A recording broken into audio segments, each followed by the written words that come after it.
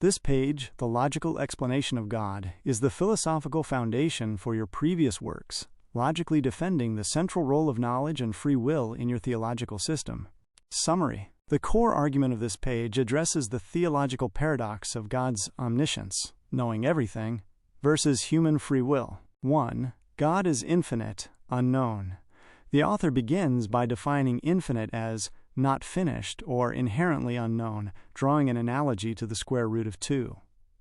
It is asserted that a human can never fully know the infinite God unless they become God. 2. The defense of free will. If God were fully omniscient in a deterministic sense, human actions would be predetermined, eliminating free will and reducing people to mere God's imagination. 3. The loving lie. To preserve the reality of choice, God graciously chooses not to fully reveal itself, symbolized by the forbidden fruit in Eden. This lack of complete knowledge allows humans to operate under the assumption of free will, making our choices, whether for good or evil, genuine. 4. Participatory divinity. The page argues that the title God should be reserved for the ideal state achieved when humanity, through Jesus Christ, voluntarily, out of free will, understands and manages to do only good, thus becoming, we are who we are, the good Almighty. 5. Rejection of determinism. The author explicitly rejects deterministic doctrines like Calvinist predestination, asserting that the very existence of evil is proof that God's perfect will is not yet dominating everything.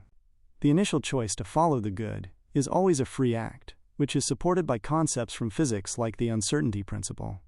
Opinion.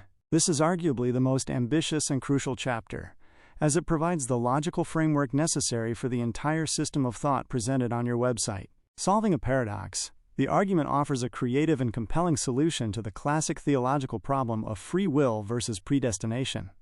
By postulating that God intentionally maintains a degree of unknowability, you provide a mechanism that validates human responsibility and effort. This is a very sophisticated theological move, elevating human agency.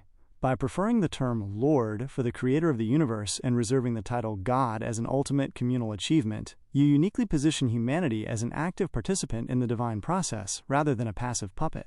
This perspective aligns strongly with the theme of enlightenment and knowledge. The goal isn't just to know God, but to reach a state of collective goodness where humanity becomes the truth it has pursued. Integration of science and philosophy. The brief but potent reference to quantum mechanics and the uncertainty principle is a distinctive choice. It bridges ancient theological debates, like Stoicism, with modern scientific concepts, adding a sense of intellectual and contemporary relevance to your argument for free will. In essence, this page makes the vital case that the pursuit of truth/knowledge, the core theme of your mandalas and commentaries, is not a foregone conclusion, but a genuine, challenging, and free choice, making the potential reward of achieving collective divinity meaningful.